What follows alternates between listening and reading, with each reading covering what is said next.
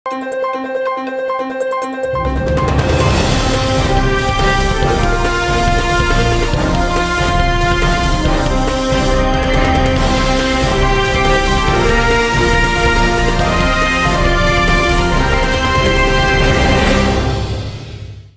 శివాబీ news కు స్వాగతం. నా పేరు శైలజ. ఈనాటి వార్తల్లోని ముఖ్యాంశాలు.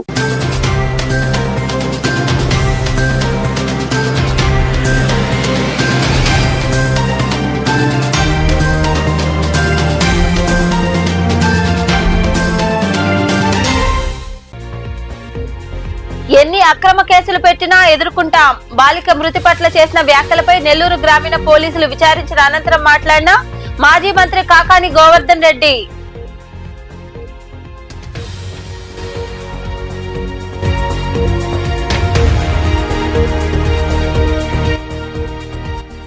అన్నం పెట్టే రైతులను పట్టించుకొని జగన్ రెడ్డి ప్రభుత్వం. అమరావతిలో జరుగుతున్న అసెంబ్లీ సమావేశాల్లో వైకాపా ప్రభుత్వం తీరుపై మాట్లాడిన సర్వేపల్లి ఎమ్మెల్యే సోమిరెడ్డి చంద్రమోహన్ రెడ్డి.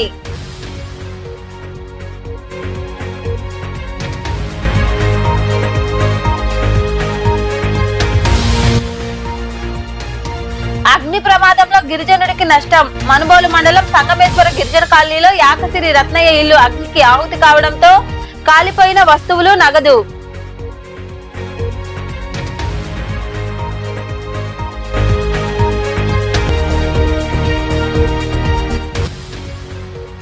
రాజరాజేశ్వరికి విశేష పూజలు. గూడూరు పట్టణంలోని హైస్కూల్ రోడ్ లో కొలువై ఉన్న శ్రీ రాజరాజేశ్వరి దేవాలయంలో జరిగిన పూజలు, పల్లకీ సేవలో విరివిగా పాల్గొని అమ్మవారిని దర్శించుకున్న భక్తులు. మనుబోలు మండలం బద్దివేలు క్రాస్ రోడ్డు ప్రాంతంలో అగ్ని ప్రమాదం జరిగింది. ఈ ప్రమాదంలో గిరిజనుడికి చెందిన ఇల్లు కాలిపోయింది. దీంతో 50,000 రూపాయల వరకు నష్టం వాటిల్లిందని బాధితులు తెలిపారు.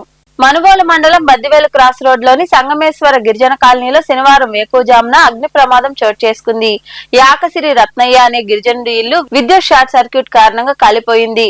ఉన్నట్లుండి ఇంట్లో నుండి పొగలు రావడం, ఆ తర్వాత పూర్తిగా మంటలు వ్యాప్తి చెందడంతో ఇల్లు కాలిపోయింది. మంటలు అదుపు చేసేలోపు ప్రమాదం జరిగింది.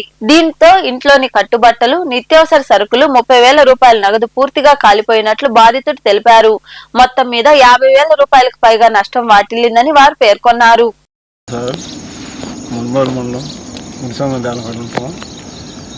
కరెంటు వల్ల ఇల్లు కాలిపోయింది. ఆ పొడుగుపాటుకు పనికి పోయేవాళ్ళమే డబ్బులు దాచి పెట్టుకుని ఉన్నాము.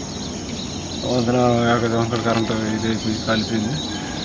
పిల్లకాయలకైనా దాచి పెట్టుకుని ఉన్నాము డబ్బులు, బట్టలు, గట్లు, కూరగాయలు, బాగు, ఆధార్ కార్డులు అన్నీ కాలిపోయింది సార్. మాది చూడండి సార్, ఏదైనా ప్రభుత్వం ఉంటే సహాయం చేస్తారు. యాక్సిరి పద్మ, మా ఆయన పేరు రత్నము. వాటిని ఇంట్లో 30,000 డబ్బులు పెట్టుకున్నాము. బియ్యం, కూరగాయలు, ఆధార్ కార్డులు అన్నీ కలిపినాయి సార్. మొత్తం 50,000 నష్టం పోయింది. పట్టుకున్న గుడ్లతో బయటకు వచ్చినాం సార్. మేము ఇక్కడ మనుగోలు మండలం పులి సంఘం సార్. మాది ఏమి లేదు సార్. మేము తాదోళ్ళం. మేము ఆ పూటకి బతికే వాళ్ళు. మేము అటు చూసారు మాకు ఎట్ట అయిపోయిందో. మీరే ఎట్టతో చేయండి సార్. మాకు మేము తాదోళ్ళం సార్. మేము ఏం చేశారు, కట్టుకున్న బట్టలతో ఉన్నారు సార్ పిల్లకాయలందరూ. మీరే ఎట్టతో నయం చేయండి సార్. మాకు 30,000 డబ్బులు కారిపోయినాయి. ఏం కూడా లేదు సార్. అట్టే ఉన్నాము. 50,000 నష్టం పోయింది. అట్టే వచ్చి నిలబడుకున్నాం సార్. మేము ఏం చేస్తాము, ఎట్టతోటి చేయండి సార్ మమ్మల్ని. ఎన్ని అక్రమ కేసులు నమోదు చేసినా వాటిని ఎదుర్కొంటామని మాజీ మంత్రి కాకాని గోవర్ధన్ రెడ్డి అన్నారు. కోవూరులోని గుమ్మళ్ల దిబ్బలో బాలిక మృతి చెందిన ఘటనపై ఆయన చేసిన వ్యాఖ్యలపై నమోదైన కేసులో నెల్లూరు గ్రామీణ పోలీసులు విచారించారు. అనంతరం కాకాని గోవర్ధన్ రెడ్డి మాట్లాడుతూ ఫోక్సో చట్టంపై అవగాహన ఉందని, తామెక్కడా బాలిక వివరాలు వ్యాఖ్యానించలేదని తెలిపారు. అధికార పార్టీ ఎమ్మెల్యే వక్ఫ్ చైర్మన్ బాలిక ఘటనలో గంజాయి వల్ల దారుణం జరిగిందని వ్యాఖ్యలు చేశారని గుర్తు చేశారు. కాకాని వెంట కోవూరు మాజీ ఎమ్మెల్యే నల్లపురెడ్డి ప్రసన్న కుమార్ రెడ్డి నాయకులు ఉన్నారు.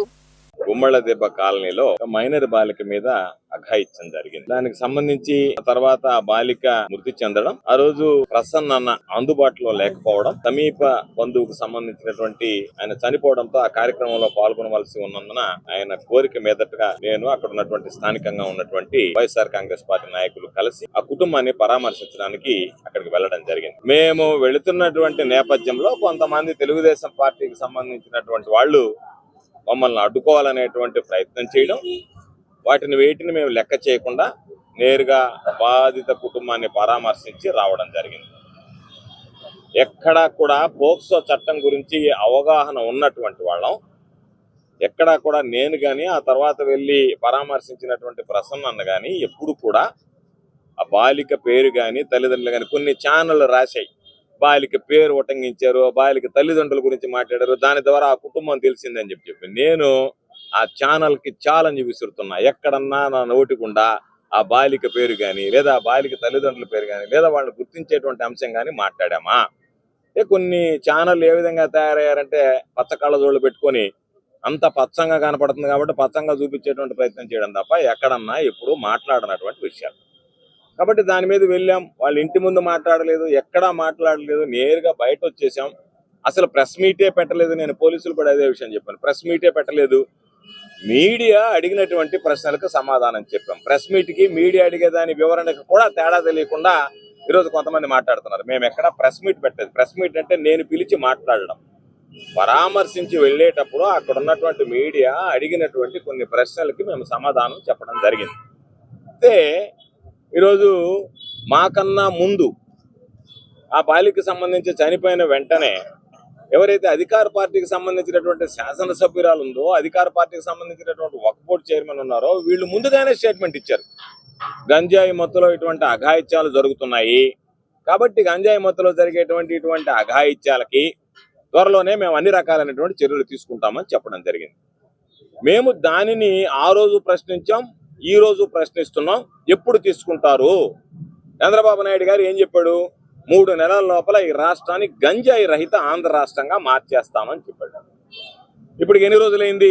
దాదాపుగా ఈ సంఘటన జరిగేటప్పటికి 19 నెలలు, ఈ రోజుకి 20 నెలలు. ఈరోజు కుప్పల తెప్పలుగా గంజాయి దొరుకుతుందని నిద్రలేస్తే నెల్లూరు సెంట్రల్ జైలు మొత్తం, ఆ విజయవాడలో ఉన్నటువంటి యువత మొత్తం గంజాయికి బానిసలు అయ్యారని చెప్పి రోజు తీసుకొచ్చి వ్యానుల్లో బస్సుల్లో తరలిస్తున్నారు. ఇక్కడికి వ్యానుల్లో బస్సులు ఇక్కడి నుంచి తరలించకపోయి అక్కడ వాళ్ళందరూ కోర్టు ముందు హాజరవుతున్నారు. అటువంటి పరిస్థితుల్లో ఈ రాష్ట్రంలో గంజాయి విచ్చలవిడిగా ఉంది. దానికి సంబంధించినటువంటి హత్య జరిగింది, ఈ అఘాయిత్యం జరిగింది అని చెప్పి స్పష్టంగా ఉన్నటువంటి తెలుగుదేశం పార్టీ నాయకులు పేర్కొనడం జరిగింది.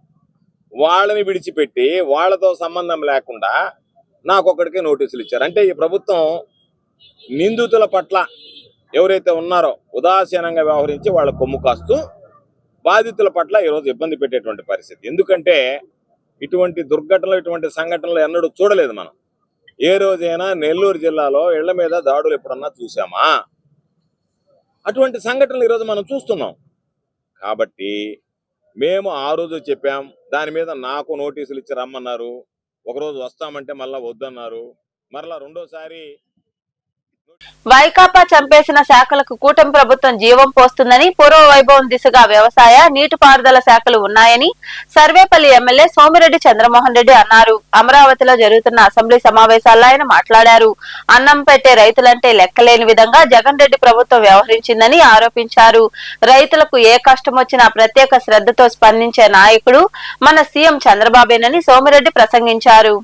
వ్యవసాయ అనుబంధ రంగాలకి 53,000 కోట్లు బడ్జెట్ ప్రతిపాదనలు మంత్రులు, గౌరవ మంత్రులు ప్రతిపాదించారు. దిశ ఏంటంటే మనకి అన్నిటికంటే ముఖ్యమైనది అగ్రికల్చర్ అండ్ ఇరిగేషన్, వ్యవసాయ శాఖ, నీటిపారుదల శాఖ. లాస్ట్ గవర్నమెంట్లో ఈ 2 శాఖల్ని మూసేశారు అధ్యక్ష. లిటరల్గా వ్యవసాయ శాఖ మూతపడింది అధ్యక్ష. ఎందుకంటే నేను కూడా 17 to 19 2 years అగ్రికల్చర్ మినిస్టర్గా పనిచేశాను. ఎంత లాస్ట్ టైం ముఖ్యమంత్రికి ఎంత నిర్లక్ష్యం అంటే, రైతు అంటే లెక్కలేనితనం అంటే, ఒక్కటి కాదు ఆయన ఆపేసిన స్కీమ్స్. ప్రతి స్కీము అంటే మెకనైజేషన్ అవసరం లేదు. ఆ కడప ఆ ప్రాంతంలో మైక్రో ఇరిగేషన్ అత్యంత ముఖ్యం. మైక్రో ఇరిగేషన్ వాళ్ళకి నీళ్లు తక్కువ, హార్టికల్చర్ ఎక్కువ. తక్కువ నీళ్లతో పంట పండించుకునే దానికి మైక్రో ఇరిగేషన్ ఉపయోగపడుద్ది. హార్టికల్చర్కి అత్యవసరం. అధ్యక్ష 19వ సంవత్సరం అంటే మన గవర్నమెంట్ కంటిన్యూ చేస్తుంది కాబట్టి మనకి 17-18 ఇండియాలో ఫస్ట్ వచ్చాం మైక్రో ఇరిగేషన్. అండ్ క్లోజ్ చేస్తే 2021-22 క్లోజ్ చేస్తే ఆ పులివెందలకు సంబంధించిన రైతులు వచ్చారు. అప్పుడు కన్నబాబు మంత్రి గారి దగ్గరికి వెళ్ళారు. వెళ్ళి ఇదేందయ్యా తెలుగుదేశం గవర్నమెంట్లో అన్లిమిటెడ్గా వైసీపీ లేదు, తెలుగుదేశం లేదు, ఏ రైతు ఆన్లైన్లో అప్లై చేసుకుంటే ఆఫీస్కి పోతే హార్టికల్చర్ మైక్రో ఇరిగేషన్ అన్లిమిటెడ్గా ఇచ్చారు. 90% సబ్సిడీ, 10% కడితే చాలు. మీరు వచ్చేసి ఆపేశారు. జగన్మోహన్ రెడ్డి ముఖ్యమంత్రి అయినాడు, మావాడు అనుకుంటే కుంభం చేసాడు అని అంటే నేను పోయి మాట్లాడతానని కన్నబాబు ఆనాటి సీఎం తిరిగిపోవడం జరిగింది. పోయి ఇట్లా micro irrigation, mechanisation, micro nutrients ఇవన్నీ గత ప్రభుత్వం ఇచ్చింది, మనం ఆపేసామని చాలా అండర్స్ట్తో వచ్చారు నా దగ్గరికి సార్ అని చెప్పేసి పోతే ఆనాటి సీఎం చెప్పింది ఏంటంటే ఇవన్నీ నీకు అనవసరం, ఆ నవరంధ్రాలు నవరంధ్రాలు నేను రంధ్రాలు అనుకున్నా, అంతవరకు చూసుకో, it's none of your business అని చెప్పి మంత్రిని వెనక్కి పంపించిన సందర్భం. అక్కడ పోయించిన ఒకరో ఇద్దరు, నేను కూడా కడప ఇన్ఛార్జ్ మినిస్టర్గా పనిచేశాను అధ్యక్ష 2 years, చెప్పిన సందర్భం అధ్యక్ష. ఇప్పుడు ఫర్ ఎగ్జాంపుల్ నెల్లూరు జిల్లా మైక్రో ఇరిగేషన్ అనుకోండి, మాకు చాలా తక్కువ. ఎందుకంటే మాది డెల్టా ఏరియా, సోమశిల, కండలేరు 2 రిజర్వాయర్లు, ఉమ్మడి 2 జిల్లాలు, ఉమ్మడి రాష్ట్రాలు కలిపితే 146 టీఎంసీలు ఉండే 2 రిజర్వాయర్లు ఏ జిల్లాకు లేవు. మాకుండే అంత డెల్టా ప్యాడీ కల్చర్. అయినా కూడా మైక్రో ఇరిగేషన్ ఆ 5 yearsలో 91 కోట్లు ఖర్చు పెట్టాం అధ్యక్ష. ఆయన వచ్చి అతి కష్టం మీద 40 పెట్టాడు అధ్యక్ష. మనం ఇప్పుడు ఈ 2 సంవత్సరాల్లో 42 కోట్లు ఖర్చు పెట్టాం అధ్యక్ష. అంటే రాయలసీమ ఎంత ఉంటుందో అర్థం చేసుకోవచ్చు.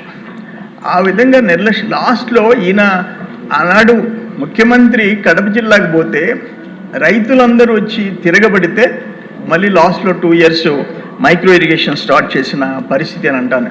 నేను ఎందుకు అంటున్నానంటే అసలు వ్యవసాయ శాఖ లిటరల్గా మూతపడింది అధ్యక్ష, దాంట్లో డౌట్ ఏం పడలేదు. కేంద్ర ప్రభుత్వం ఇచ్చిన 60%, ఇప్పుడు సపోజ్ మైక్రో ఇరిగేషన్, మెకనైజేషన్ కేంద్రం 60% ఇస్తుంది, రాష్ట్ర ప్రభుత్వం 40% ఇస్తుంది. టోటల్గా కలిసి 90%లో 60-40, 10% రైతులు పెట్టుకుంటారు. దాన్ని కూడా క్లోజ్ చేసేసారు కదా. ఇప్పుడు మీకు ఉదాహరణకి ఏంటంటే ఫర్ ఎగ్జాంపుల్ 1924 నెల్లూరు జిల్లా మెకనైజేషన్, డ్రోన్స్ 0, ఇండివిజువల్ ఇంప్లిమెంట్స్ 1924 0. అదే డ్రోన్స్ ఇప్పుడు మనం వచ్చిన తర్వాత 38 డ్రోన్లు, ఆల్మోస్ట్ 9,90,000 ఒక్కొక్క డ్రోన్, 10 లక్షలు. 38 కాస్ట్ వచ్చి 3,72,00,000. సబ్సిడీ మనం ఇచ్చింది 2,96,00,000. తిరుపతి జిల్లాలో అత్యంత ప్రాముఖ్యత కలిగిన చారిత్రాత్మక వారసత్వం కలిగిన వెంకటగిరి నేడు పలు సవాళ్లను ఎదుర్కొంటుందని వెంకటగిరి ఎమ్మెల్యే కురుగొండ్ల రామకృష్ణ అన్నారు. అమరావతిలో జరుగుతున్న అసెంబ్లీ సమావేశాల్లో ఆయన మాట్లాడారు. మినీ ఇండస్ట్రియల్ కారిడార్, ప్రత్యేక హ్యాండ్లూమ్ పార్క్ ఏర్పాటు చేయాలని సభలో ప్రస్తావించారు. అధ్యక్ష, తిరుపతి జిల్లాలో అత్యంత ప్రాముఖ్యత కలిగినటువంటి చారిత్రాత్మక నేపథ్యంలో ఉన్నటువంటి వెంకటగిరి నియోజకవర్గం అధ్యక్ష నేడు అనేక సవాళ్లను ఎదుర్కొంటుంది అధ్యక్ష. మా ప్రాంత సమస్యలను ప్రభుత్వం దృష్టిలో తీసుకురావడానికి నాకు ఈ అవకాశం ఇచ్చినందుకు ధన్యవాదాలు అధ్యక్ష. అధ్యక్ష, మా నియోజకవర్గంలో సరైన ఉపాధి అవకాశాలు లేక చదువుకున్న యువత పొరుగు రాష్ట్రాలైన తమిళనాడు, చెన్నై, కర్ణాటక, బెంగళూరు ప్రాంతాలకు వలస వెళ్తున్నారు అధ్యక్ష. వలసలను అరికట్టాలంటే స్థానికంగా చిన్న తరహా పరిశ్రమలు, ఎంఎస్ఎంఈ ఏర్పాటు అత్యంత అవసరం అధ్యక్ష. ప్రభుత్వం ప్రోత్సాహాలతో ఇక్కడ మినీ ఇండస్ట్రియల్ ఎస్టేట్ ఏర్పాటు చేస్తే యువతకు ఇక్కడే ఉపాధి దొరుకుతుంది అధ్యక్ష. వెంకటగిరి పట్టుచీరలకు ప్రపంచవ్యాప్తంగా గుర్తింపు ఉంది అధ్యక్ష. మన రాష్ట్రం గర్వించదగ్గ హస్తకళలో ఇది ఒకటి అధ్యక్ష. అయితే నేత కార్మికులు నేటికి సరైన మార్కెటింగ్ సదుపాయాలు లేక దళార్ చేతిలో మోసపోతున్నారు అధ్యక్ష. అయితే మా ప్రాంత అభివృద్ధి కోసం ప్రభుత్వం ఈ క్రింది చర్యలు తీసుకోవాలని విజ్ఞప్తి చేస్తున్నారు అధ్యక్ష. ప్రత్యేక హ్యాండ్లూమ్ పార్కు, వెంకటగిరిలో ఒక ఆధ్యాత్మిక హ్యాండ్లూమ్ పార్కు ఏర్పాటు చేయాలి అధ్యక్ష. దీనివల్ల డిజైనింగ్ నుండి ఫినిషింగ్ వరకు అన్నీ ఒకే చోట జరిగి ఉత్పత్తి వ్యయం తగ్గుతుంది అధ్యక్ష. ఆధునిక మార్కెటింగ్ యార్డ్ చేనేత కార్మికులకు తమ ఉత్పత్తులను నేరుగా విక్రయించుకోవడానికి, ఎగుమతి చేయడానికి వీలుగా ఒకే సెంట్రలైజ్డ్ మార్కెటింగ్ యార్డు మరియు ఆ కామర్స్ హబ్ను ఏర్పాటు చేయాలి అధ్యక్ష. ముడి సరుకుపై పట్టు, జరీ వంటి ముడి చర్యలపై సబ్సిడీ పెంచి కార్మికులను ఆదుకోవాలని కూడా మీ ద్వారా కోరుకుంటున్నాను అధ్యక్ష. వెంకటగిరిలో నైపుణ్యం కలిగిన కార్మికులు, ఉత్సాహవంతులైనటువంటి యువత ఉన్నారు అధ్యక్ష. వారికి ప్రభుత్వం నుండి కొంచెం ప్రోత్సాహం, మౌలిక సదుపాయాలు కల్పిస్తే వెంకటగిరి కేవలం చేనేత కేంద్రంగానే కాకుండా పారిశ్రామికంగా కూడా రాష్ట్ర అభివృద్ధిలో కీలక పాత్ర వహిస్తుంది అధ్యక్ష. ప్రభుత్వం వెంటనే స్పందించి హ్యాండ్లూమ్ పార్కు విద్యుత్ సమస్యలను త్వరితగతిన పరిష్కరించడం జరుగుతుందని ఆర్థిక సభ్యులు మధుకుమార్ తదితరులు తెలిపారు. వాకాడ్లోని విద్యుత్ సబ్స్టేషన్ వద్ద ప్రత్యేక విద్యుత్ అదాలత్ నిర్వహించారు. వాకాడ్లోని విద్యుత్ సబ్స్టేషన్ ప్రాంగణంలో విద్యుత్ వినియోగదారుల సమస్యల పరిష్కారం కోసం Gudur operation division executive engineer Narender Reddy ఆధ్వర్యంలో ప్రత్యేక విద్యుత్ అదాలత్ నిర్వహించారు. వినియోగదారుల సమస్యలు అధికారులు అడిగి తెలుసుకున్నారు. ఈ సందర్భంగా ఆర్థిక సభ్యులు మధుకుమార్ తదితరులు మాట్లాడుతూ విద్యుత్ వినియోగదారుల సమస్యల పరిష్కారానికి రిటైర్డ్ జడ్జి ఆధ్వర్యంలో పనిచేసే ఈసీజీఆర్ఎఫ్ స్వతంత్ర సంస్థ ఏపీఆర్సీ రెగ్యులేషన్ల ప్రకారం నడుస్తుందని తెలిపారు. నోటీసులు ఇవ్వడం, ఆ తర్వాత విచారణ జరపడం వంటివి జరుగుతాయని, 60 రోజుల్లోగా సమస్యలు పరిష్కరిస్తామని తెలిపారు. వినియోగదారుల సమస్యల పరిష్కార వేదిక ఇది రిటైర్డ్ జడ్జిగారి ఆధ్వర్యంలో పనిచేస్తుంది. దీంట్లో మెంబర్స్ 3 ఉంటారు. ఒకరు టెక్నికల్ నుంచి, ఒకరు ఫైనాన్స్ నుంచి, ఇంకొకరు ఇండిపెండెంట్ మెంబర్ కన్జ్యూమర్ తరఫున ఉంటుంది. ఇది సపరేట్ బాడీ. ఇది ఏపీఆర్సీ రెగ్యులేషన్ ప్రకారం పనిచేస్తుంది. దీంట్లో కన్జ్యూమర్లు ఫస్ట్ వారు ఏవేవైతే కావాలో, అంటే మీటర్ కానీ, లేకపోతే లూజ్ లైన్లు, లేకపోతే వాళ్ళకు ఉన్నటువంటి మిగతా సమస్యలు ఏవైనా ఉంటే లోకల్గా ఉన్నటువంటి విద్యుత్ అధికారుల దృష్టికి తీసుకెళ్ళి అక్కడ కనుక పరిష్కారం కాకపోతే అటువంటి సమస్యల్ని లిఖితపూర్వకంగా ఫోరంకి కనుక తెలియపరిస్తే దాని మీద డిపార్ట్మెంట్ వారికి అవి నోటీసులు ఇచ్చి వారి నుంచి వచ్చినటువంటి వివరణ ప్రకారంగా ఎటువైపు న్యాయం ఉంటే వాళ్ళకి న్యాయం చేయడం జరుగుతుంది. ఇది 60 రోజుల్లో పరిష్కారం చేస్తాము. దీని మీద వినియోగదారులు నేరుగా అయినా వారి సమస్యల్ని ఆన్లైన్ ద్వారా ఏపీఎస్పీడీసీఎల్ యాప్ ద్వారా కూడా చూసుకోవచ్చు. లేదా నేను ఇక్కడికి వచ్చినప్పుడు ఎక్కడైనా డైరెక్ట్గా వచ్చి ఇవ్వచ్చు. అలా కాని పక్షంలో లిఖితపూర్వకంగా మాది తిరుపతి ఏపీఎస్పీడీసీఎల్ కార్యాలయంలోనే ఒక విభాగం ఉంది. అక్కడికి లిఖితపూర్వకంగా పోస్టులో ఈ కార్యక్రమంలో అధికారులు, సిబ్బంది తదితరులు పాల్గొన్నారు. మనుబోలు అంబేద్కర్ నగర్లో వెలసిన శ్రీదేవి భూదేవి సమేత శ్రీ చెన్నకేశ్వర స్వామి దేవాలయంలో ఏకాదశి సందర్భంగా హస్త, పాద కవచాలను బెంగళూరుకు చెందిన నాసిన వెంకయ్య స్వామి, వారి సతీమణి స్వప్న దంపతులు స్వామివారికి అందజేశారు.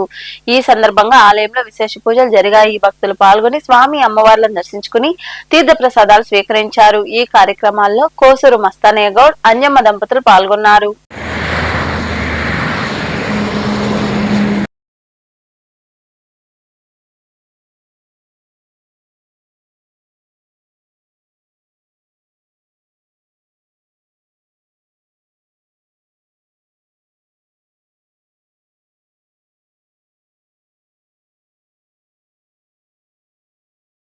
గూడూరు పట్టణంలోని చర్చి వీధిలో ఉన్న సెయింట్ పౌలు పేతురు లూథరన్ సంఘంలో మండల కాల శిలువ ధ్యానములు ఘనంగా జరుగుతున్నాయి. 9వ రోజైన శుక్రవారం రాత్రి శ్రమ పడుటను, చనిపోవుటకు యేసు సిద్ధపడుట అనే అంశంపై ప్రసంగికులు ప్రవీణ్ రాజ్ వివరించారు. క్రైస్తవులు ఇరువుగా పాల్గొని ప్రత్యేక ప్రార్థనలు చేశారు. ఈ ప్రార్థనలో సంఘం కాపరి ఎం ప్రవీణ్ రాజ్ తదితరులు పాల్గొన్నారు.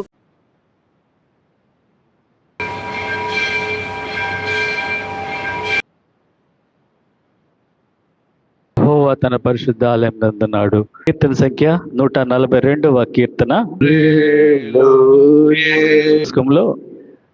78వ పుటలో ఉన్న 32వ కీర్తనని మనము ఉత్తర ప్రత్యుత్తర రీతిగా అనుసరించుకుందాం. 32వ కీర్తన. తండ్రి అయిన దేవుని నుండి, ప్రభువైన యేసుక్రీస్తు నుండి మీకు కృపయు సమాధానం కలుగును గాక.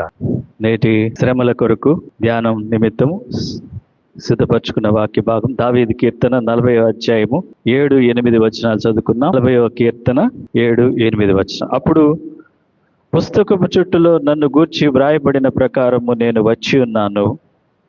నా దేవా, నీ చిత్తము నెరవేర్చుట నాకు సంతోషము. నీ ధర్మశాస్త్రము నా ఆంతర్యంలో ఉన్నది. చిన్న ప్రార్థన చేసుకున్నాం. పరిశుద్ధుడా, కృపగల తండ్రి, మరొకసారి నాయనా నీ శ్రమల్ని మేము తలపోసుకుంటూ, ప్రభువా, ఎందుకొరకైతే మా అందరి కొరకు శ్రమలు పొందినావో ఆ యొక్క సత్యాన్ని మేము గ్రహించుకొని నీ బిడ్డలంగా మేము మారు మనసు పొంది పాప క్షమాపణ పొంది నీ వద్దకు వచ్చి నీ బిడ్డలంగా నీవిచ్చేటువంటి నిత్య జీవాన్ని మేము పొందుకునే భాగ్యాన్ని కలుగు చేయమని నీ వాక్యాన్ని ధ్యానిస్తుండగా మాకందరికీ కూడా నీ పరిశుద్ధాత్మ సహాయంను దయచేయమని యేసు నామంలో ప్రార్థించి అడుగుతున్నాను తండ్రి, ఆమేన్.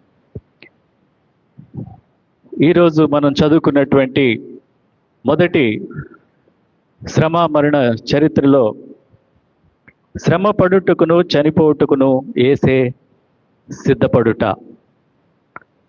మరి ఆయన చనిపోవటానికి ఆయనే సిద్ధపడ్డాడు. మరి ఇక్కడ ఆయన యొక్క ప్రవచనాన్ని మనము చూసినట్లయితే, పుస్తకపు చుట్టూలో నన్ను గూర్చి వ్రాయబడిన ప్రకారం నేను వచ్చి ఉన్నాను. ఆయన శరీరధారిగా ఈ లోకానికి వచ్చాడు. శరీరమును దాల్చుకొని ఆ శరీరాన్ని నలగొట్టుకోవడానికి ఆయన ఇష్టపడుతుంటున్నాడు, సిద్ధపడుతుంటున్నాడు. దేవుని బిడ్డలారా, మరి మనుష్య కుమారుడు ఇక్కడ ఆయన సిలువ వేయబడ్డానికి తను తాను అప్పగించుకుంటున్నాడు. ఆయన అప్పగింతలు చూస్తుంటున్నాము. దాని కొరకు ఆయన సిద్ధపడుతుంటున్నాడు. ఈరోజు మొట్టమొదటి శ్రమ మరణ చరిత్రను మనం చూస్తే అక్కడ సిద్ధపాటు, ఆయన తను తాను సిద్ధపరచుకుంటున్నాడు. ఏ రీతిగా చూస్తే ఆయన మనందరి కొరకు విమోచకుడుగా ఉంటున్నాడు. విమోచకుడుగా తను తాను అప్పగించుకుంటున్నాడు. గూడూరు పట్టణంలోని హై స్కూల్ రోడ్లో వెలిసిన శ్రీ రాజరాజేశ్వరి దేవాలయంలో శుక్రవారం సందర్భంగా అమ్మవారిని ప్రత్యేకంగా అలంకరించి పూజలు చేశారు. సాయంత్రం లలితా సహస్రనామ పారాయణం, సామూహిక కుంకుమార్చన వంటి పూజా కార్యక్రమాలు జరిగాయి. అనంతరం పల్లకీ సేవ వైభవంగా నిర్వహించారు. భక్తులు ఇరువుగా పాల్గొని అమ్మవారిని దర్శించుకుని తీర్థ ప్రసాదాలు స్వీకరించారు. ఉభయదాతలుగా ముప్పాళ్ల వాసుదేవరాజు, యామిని దంపతులు వ్యవహరించారు.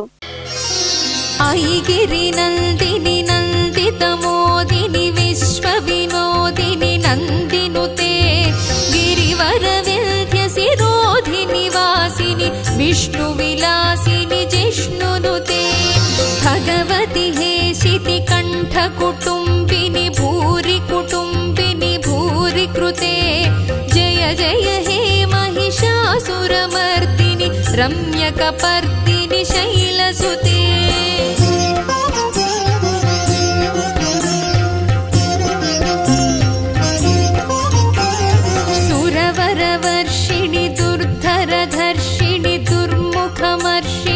हर्षरते त्रिभुवन पोषिणि शङ्करतोषिणि कल्मषमोचनि घोररते तनुजनि रोषिणि दुर्मदशोषिणि दुःखनिवारिणि सिन्धुसुते जय जय हे महिषासुरमर्दिनि रम्यकपर्दिनि शैलसुते.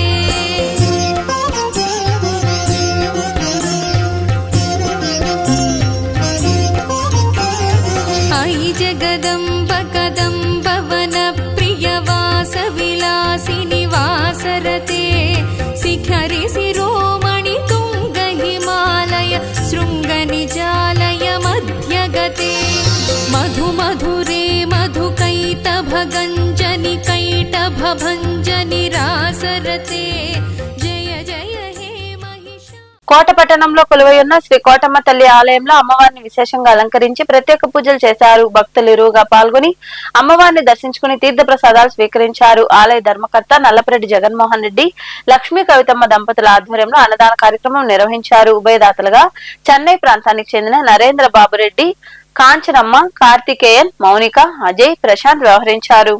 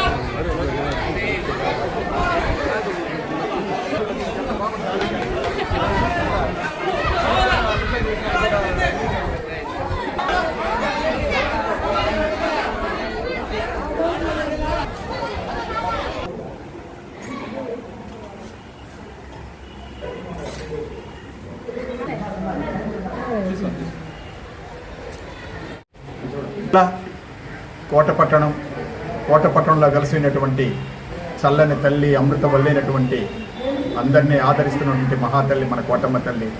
కోటమ్మ తల్లి దేవస్థానం చైర్మన్ గారైన నల్లపరెడ్డి జగన్మోహన్ రెడ్డి గారి దంపతుల పర్యవేక్షణలో జరుగుతున్నటువంటి ఈ అన్నప్రసాద వినియోగ కార్యక్రమం 2021 సంవత్సరం నుంచి దాతల దాతృత్వంతో ప్రతి శుక్రవారం కొన్ని వందల మందితో ఈ భోజన కార్యక్రమం జరుగుతూ ఉంది. ఈనాటి దాతలు చెన్నై వాస్తవులైనటువంటి నరేంద్ర బాబు రెడ్డి గారు, వాళ్ళ శ్రీమతి కాంచనమ్మ గారు, వాళ్ళ బాబు చిరంజీవి కార్తికేయన్ గారు, వాళ్ళ పాప మౌనిక గారు, అల్లుడు గారు అజయ్, ప్రశాంత్ వీరి యొక్క దాతృత్వంతో ఈరోజు కొన్ని వందల మంది ఆ మహాప్రసాదాన్ని స్వీకరించారు.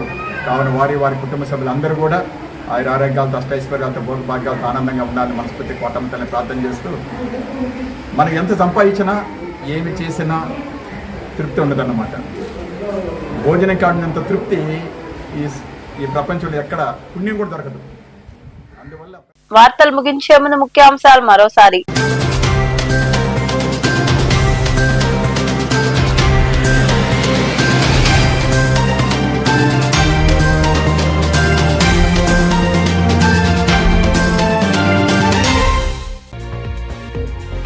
ఎన్ని అక్రమ కేసులు పెట్టినా ఎదుర్కొంటాం. బాలిక మృతి పట్ల చేసిన వ్యాఖ్యలపై నెల్లూరు గ్రామీణ పోలీసులు విచారించిన అనంతరం మాట్లాడిన మాజీ మంత్రి కాకాని గోవర్ధన్ రెడ్డి.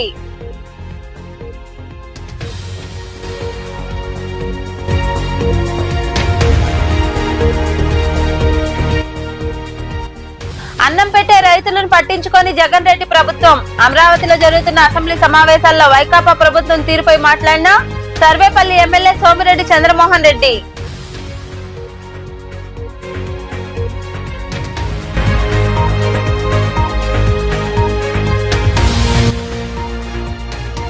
అగ్ని ప్రమాదంలో గిరిజనుడికి నష్టం. మనుబోలు మండలం సంగమేశ్వర గిరిజన కాలనీలో యాకసిరి రత్నయ్య ఇల్లు అగ్నికి ఆహుతి కావడంతో కాలిపోయిన వస్తువులు, నగదు.